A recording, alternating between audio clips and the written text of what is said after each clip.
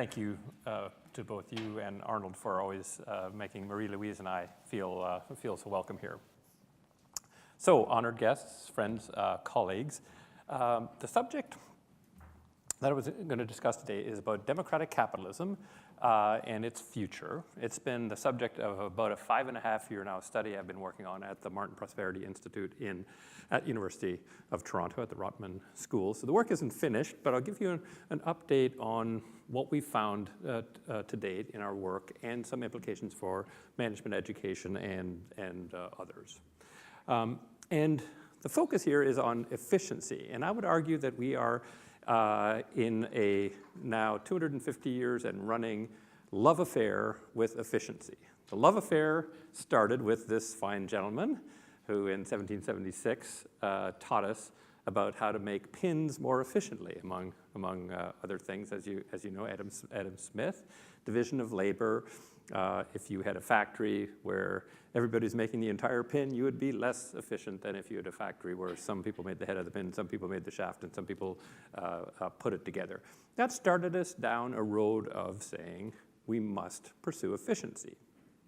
That was doubled down, arguably, some 40 years later when David Ricardo extended this to say it's much more efficient for Brits to grow sheep and make wool and ship it to Portugal, and for Portuguese workers to grow grapes, make wine, and ship that to the United States. Much more efficient than both doing it themselves, so we will increase efficiency through more open international trade, through comparative advantage. This continued on. This is in the world of economics, but in the world of business, when Frederick Winslow Taylor came along in the early 20th century and brought scientific management to the practice of business, saying that if we did time and motion studies, we'd figure out what is the absolutely most efficient way to do every little piece of work in a factory, and that became known as scientific management. Again, further doubling down on the notion of efficiency and how efficient can we be. W. Edwards Deming then came along in the mid-20th century to talk about total quality management, which is now Lean Six Sigma, but again, how to take all the waste out of a process so that you'd be more efficient still. So all of this pursuit of efficiency, I would argue, helped the economy of the world grow. And by the way, I'm studying first and foremost the U.S. economy, even though I'm a Canadian, studying the U.S. economy, so I'll refer more to that in some of the charts, but I think it applies more broadly, but I won't make that claim. But this pursuit of efficiency has grown the world economy, grown the U.S. economy, dramatically. It's way more productive and efficient than it ever was before. So I'm not going to argue against the importance of efficiency, but rather the obsession with efficiency, because there have been some things that have happened in the economy that we didn't expect and don't really want, this being one of them.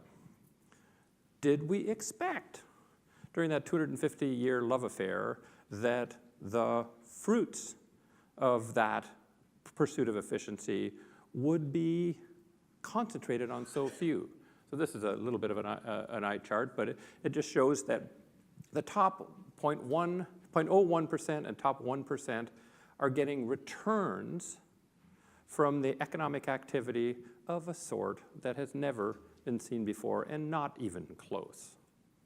Not even close. Even in the roaring pre-Great Depression 20s, did we get anywhere close to the concentration of wealth. We didn't think that would happen. That was not expected. And here, we see that it's accelerated so dramatically.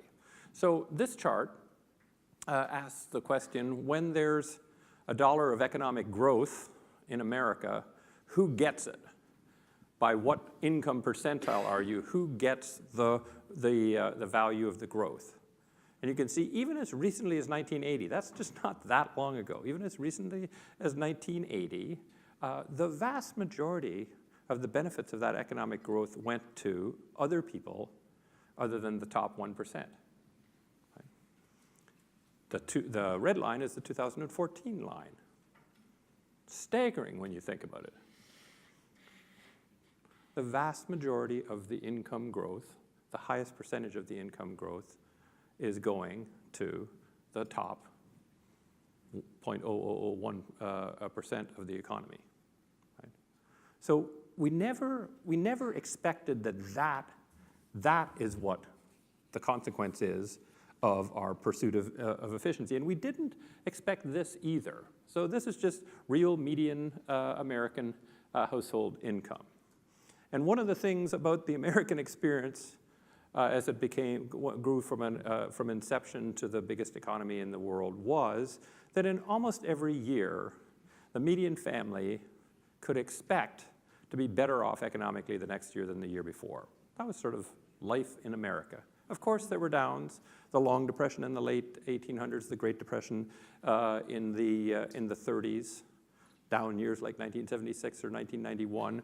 But generally speaking, they could expect to increase. And it's been experiencing kind of long periods where there isn't a net increase. From 89 to 2013, if you measured it from there, they had to go through 24 years of not being higher than 1989, then again more recently. So these are long periods of time where American median family is not experiencing what it experienced for the previous 220 years.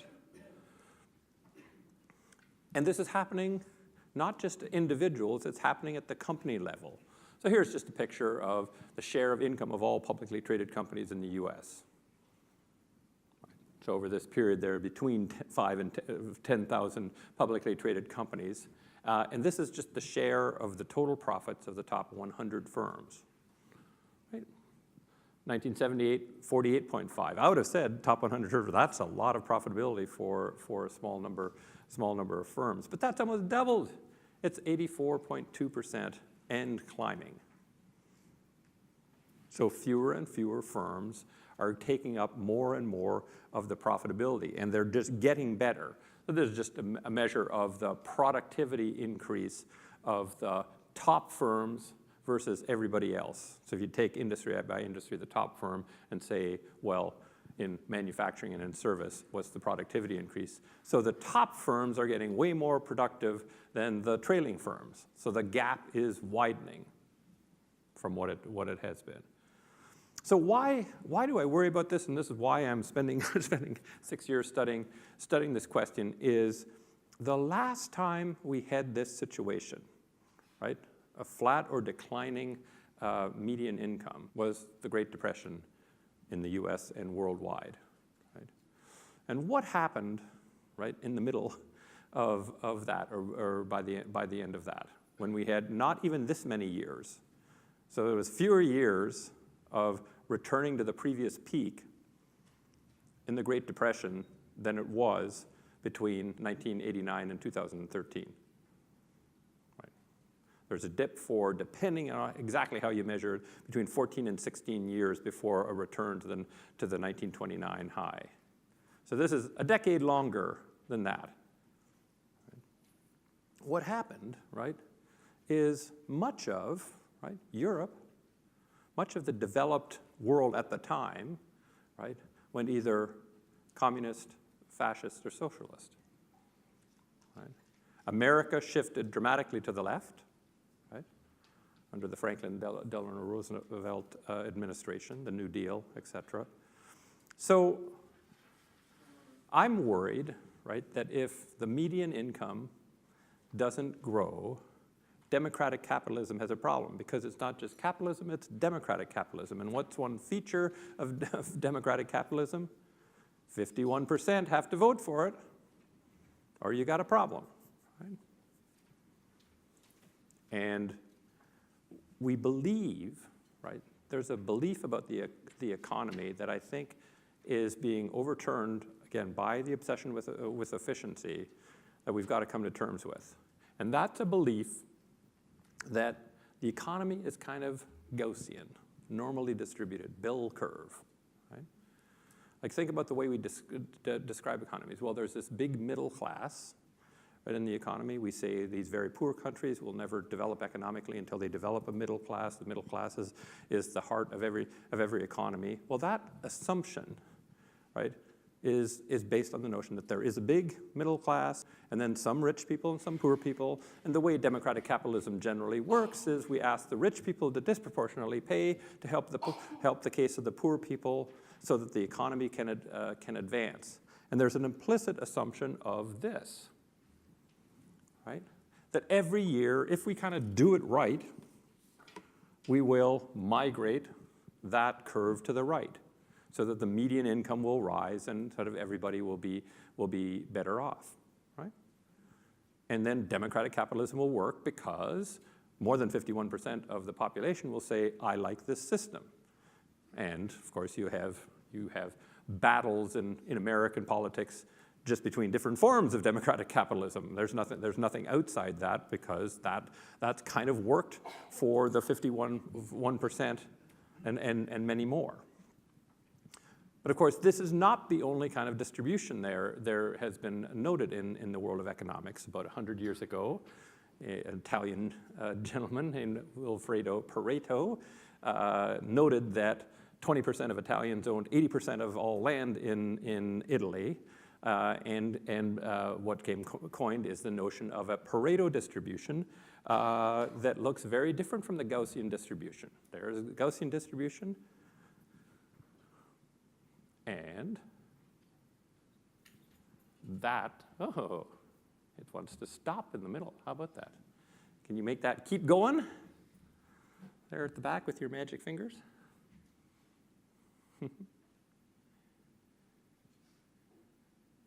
So here, most of the incidences are in the middle of that curve.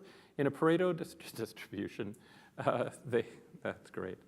The Pareto distribution, most of the incidences are at the low end of the distribution, and it has an exceedingly long tail on the distribution. A completely different form of distribution of outcomes, whatever those outcomes are, whether they're income or wealth. And what we're having and seeing is more Pareto distribution than Gaussian distributions. So this chart is a chart that describes now jobs in America. And again, it's a bit of a busy chart, but it says you can divide the 112 million or thereabouts full-time jobs in America into 4 categories. One distinction is whether your job is a routine job where the bulk of your job involves doing what somebody else tells you to do, right? So an assembly line job would be the case. Charlie Chaplin, screw that bolt a quarter turn. Service call center job, an orderly in a hospital. You have very little, if any, independent judgment and decision making. The other feature of your job that turns out to be important is what kind of an industry is it in? Is it in an industry that's found locally everywhere in the economy? Or is it an industry that is found only in certain geographic areas and therefore trades outside its local region? So hairdressing or salon would be a local industry, and pharmaceuticals or software would be a clustered industry, where you only find clusters of it some places and they export to the rest of the world. So it's jobs that have very little independent judgment and decision making. I didn't give the other side. The other side is jobs that require you to have independent judgment and decision making. An executive, a pharmaceutical, a scientist, a teacher, all of those require independent judgment and decision making in order to affect your job.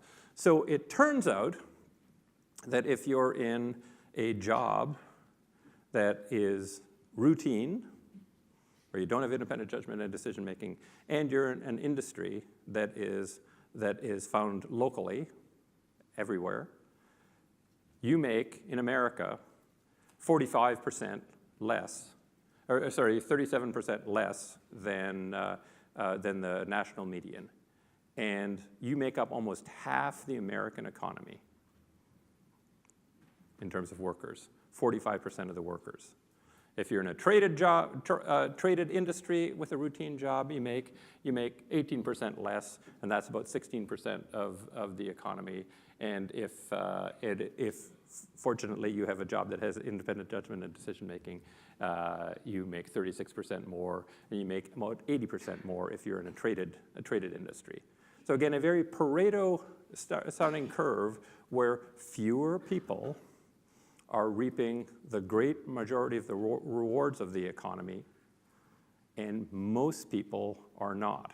You know, we call it a knowledge-based economy, but for over 50% of the jobs, 60% of the jobs, we don't ask anybody to apply their knowledge.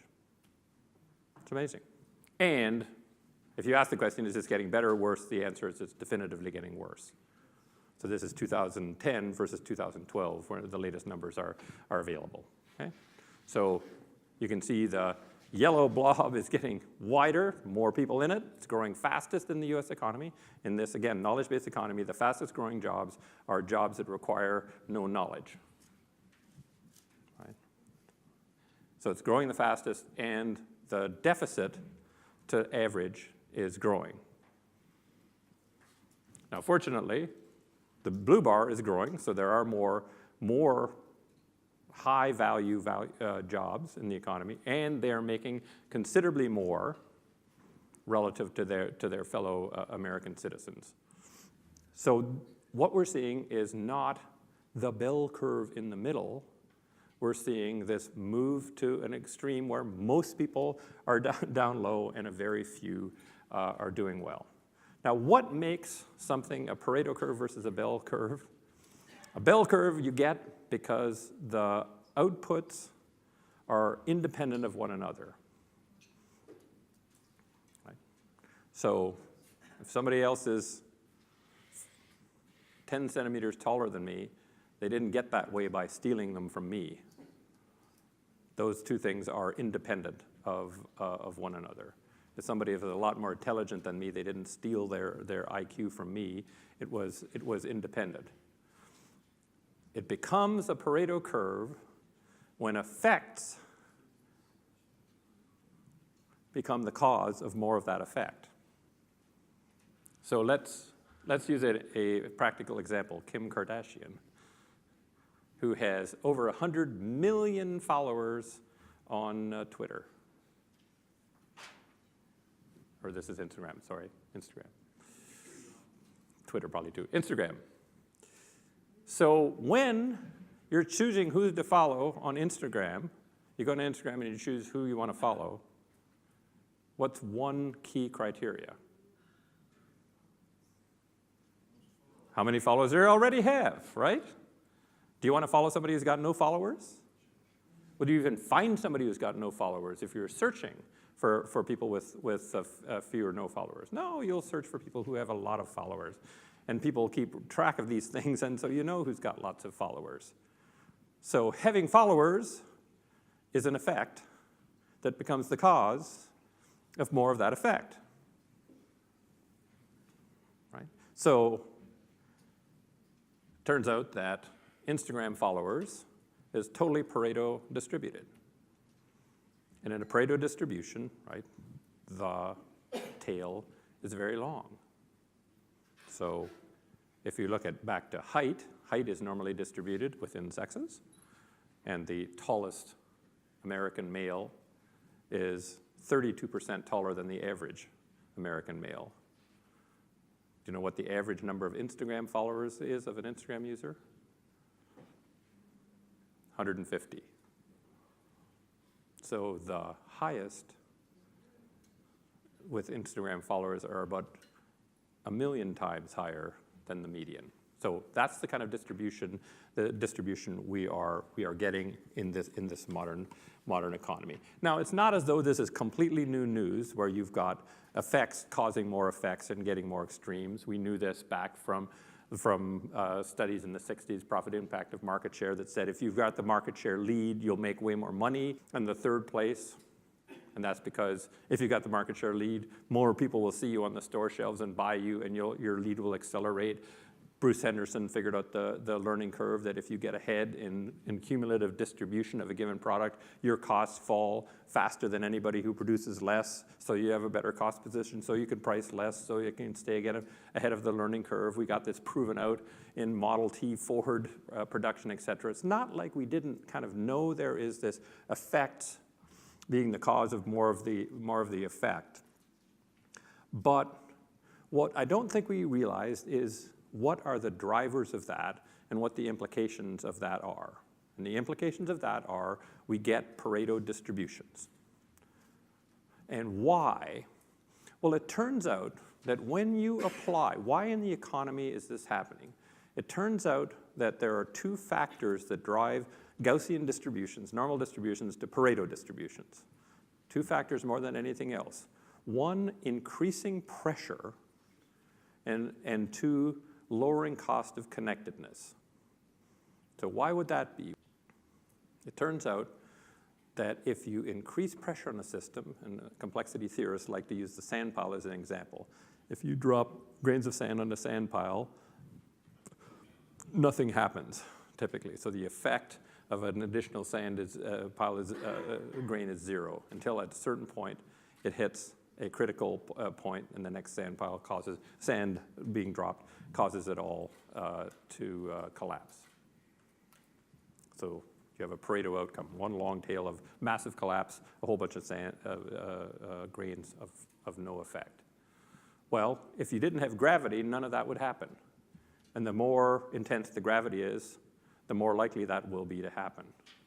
And the only reason that it does happen is that the grains of sand are connected to one another. If they all sat independently, you'd never have a collapse. So the more connected things are, the more likely they'll have an effect on one another. The more pressure on the system, the more likely those things will have that effect. So what are two features of the modern economy? Our drive for efficiency has put more pressure on more industries. And, sorry? Right, yeah, that's the outcome, that's right. Well, sorry, your point is? Help me? Help me with what your point is? I said thanks to monopolies. These are the driving forces for these things to happen. Because would this happen in Canada, this distribution? Would this happen in Europe, this distribution? This is America. This is the tax system and the monopolies of the No, so you've got the answer. I'm glad you have the answer. Sorry, it's not yet. So we'll give an example of an industry here, which is the U.S. waste management industry. So this is the pattern of market share and returns in this industry. Right? So this industry started in earnest in 1968 with the creation of waste management. Prior to that, it was thousands and thousands of garbage collectors who had one route or two routes or three routes. Wayne Huizenga and his partner got together, created waste management, and figured out that the big cost in this, two big costs in this industry are buying trucks, which wear out quickly because they're heavily used, and repairing those trucks. Realized that if you bought a number of waste management routes, garbage collection routes in a local area, built one depot, you'd lower costs of repair, and you'd be able to buy more trucks and have more buying power. Right? The minute they did that, right, it made it possible for them to move to the next area close to that and put pressure on it, right? By saying, I've got greater scale economies than you do, I can underbid your route or I'll buy you. And buy them or take over their territory by competitive bid. And again, that accelerated until rather than having 10,000 of these, you had very few, and to the biggest goes the biggest rewards. And after the top two, nobody else makes money in this business. So the pressure, right, on that industry changed the dynamics. And of course, back to Instagram followers, the connectedness, the ease of connection, more knowledge, more easily gotten, will get you to figure out who's famous and who you want to follow because of that. And this ends up happening, right, in industries where you have the exposure to the intensity of pressure, right? And you get out of it monocultures. This is a picture of almond growing in the Central Valley of California. 80% of the world's almonds are grown in one small region of the Central Valley of California. Why? Because it's perfect for growing almonds, absolutely perfect for growing almonds. But it's a monoculture. If there's some blight to these almond trees in the Central Valley, that happens, 80% of the world supply of almonds will go away. It also creates all sorts of kind of externalities, right? Which is there's this crisis of honeybees dying in America. Well, it's only been recently, since the consolidation of places like Central Valley for almond growing, where we now ship around the country tens upon thousands of beehives to be there for the 1 week that these almond flowers have to be pollinated, and then ship them back. Perhaps a connection there. Or if you want a more kind of vivid example, Takata, dominant player in airbags, right? What happens when you have a monoculture? Dominant player in airbags supplies airbags to 34 of the world's greatest auto OEMs, and we find out that their airbags explode and send metal shrapnels through your body instead of protecting you. One, they covered up for 10 years, as it turns out, and it's been taking years and years and years to get the automobiles recalled, again, because we have a monoculture. So I would argue that our quest for obsession with efficiency has gotten us Amazon when we'd rather have the Amazon, right? Amazon is a monoculture. The Amazon is a great example of a relatively robust, complex, adaptive ecosystem. And I think what we're doing is, in many industries, creating a dull monoculture experience, retailing, whether it's retailing, healthcare, air travel. That's the result of this obsessive pursuit. So what do I think we have to do? I think right now we've got a world in which we think 90% about efficiency and 10% about resilience, about a system being resilient over the long term. And the pursuit of efficiency by completely opening trade, deregulating markets, putting greater financial pressure from the capital markets on greater efficiency and cost cutting and the like, is creating a less resilient economy, and it is creating a less resilient democratic capitalism, because it's becoming ever more obvious that the rewards to that not resilient, highly efficient economy are accruing to fewer and fewer. What I think is not, we have to give up on efficiency. We've got to think about resilience as well. And I think we have to think more carefully about the proxies we use for efficiency. Okay? So to pursue efficiency, you need to have measures for it. And we use proxies for efficiency that I think are getting in our way and are unhelpful. So a proxy for having an efficient company is having low labor costs, right?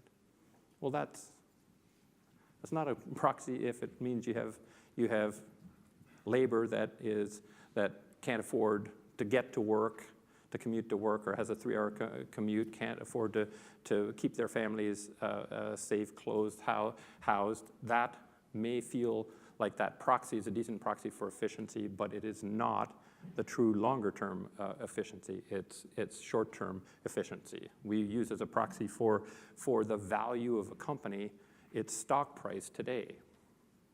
Despite the fact we know stock prices go all over the place, we say that's a proxy for it. So we measure how efficient somebody is by today's stock price rather than some other measure. We have to think about resilience. And to get a balance between these two things, we have to have more of a balance between pressure, so the pressure from competition, et cetera, that helps you, push you to be more efficient, and friction. I think there are frictions that are actually helpful for the economy and helpful for resilience. They can be countervailing forces. Collective action can help out. So countervailing forces, the United States has got that built into its Constitution, right? Which the 3 branches of government. That's inefficient. But the founding fathers of America said, we'll put up with some inefficiency in order to put some friction into the system. And I think the other thing we have to think about is connectedness versus separation. We're living in a world where we think more and more connectedness, having everything connected to one another is a good thing. I think that makes you more efficient in the short term, but less resilient over time. So I think you've got to put fire brakes in systems to have greater separation. So I think we should have periodic reviews of legislation.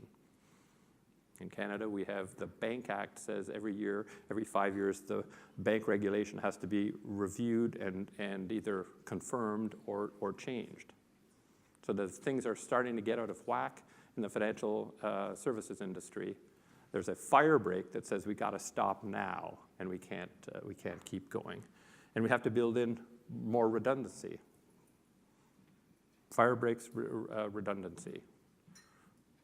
It turns out that being super efficient on jobs, a colleague of mine, Zainab Tan, who works with the Martin Prosperity Institute from MIT, says if you have more redundancy in your staffing, you'll have better economic results. Whereas we teach to minimize redundancy, staff exactly to the level you need. So I think these are two areas, the pressure and friction and connectedness and separation that we have to pay attention to. Where does that leave us with respect to management education? Management education today dominantly worships at the altar of efficiency. Do we explicitly teach it? No, we implicitly teach it. We implicitly teach it across the entire program in little ways. And so we are turning out people who are saying, let's make this as efficient as humanly possible. That is my job. And we teach them short-term proxies for efficiency.